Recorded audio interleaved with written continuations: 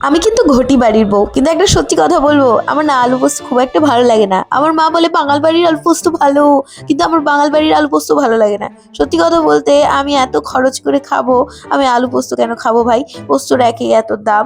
আমি যখন এত দাম দিয়ে খাবো, আমি আলু পোস্ত কেন খাবো? এটা হচ্ছে আমার প্রশ্ন। কিন্তু যারা ঘটি বাড়ির বা যারা ছোট থেকে আলু পোস্ত খেয়ে বড় হয়েছে, তাদের কাছে কিন্তু আলু পোস্তটা একটা ইমোশন, আর আমি কারোর ইমোশনকে হার্ট করতে চাই না।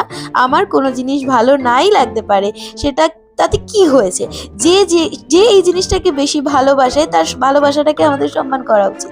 তো আজকে আমাদের ছিল আলু পোস্তরই একটা অর্ডার। তো যেহেতু আজকে আলু পোস্তর অর্ডার আছে, সম্রাটের তো একদম মানে খুশির ঝর্ণা বয়ে যাচ্ছে, কারণ ও আলু পোস্ত খেতে খুব ভালোবাসে। তো সেই জন্য আমরা আজকে আলু পোস্তটা রেডি করেছি, অর্ডার ছেড়েছি 9:30টার মধ্যে। আর হচ্ছে মানে 9:30টার মধ্যে আমরা সমস্ত খাবার রান্না রেডি করেছি সকাল। তারপরে হচ্ছে কি খাবার ডেলিভারি কমপ্লিট করেছি 11:15টার মধ্যে। আর এই যে এদিকে সম্রাট প্যাকিং করতেও বসে গিয়েছিল 10টার মধ্যে। তারপর আমরা টাইমের মধ্যে কাজ কমপ্লিট করে ফেলেছি।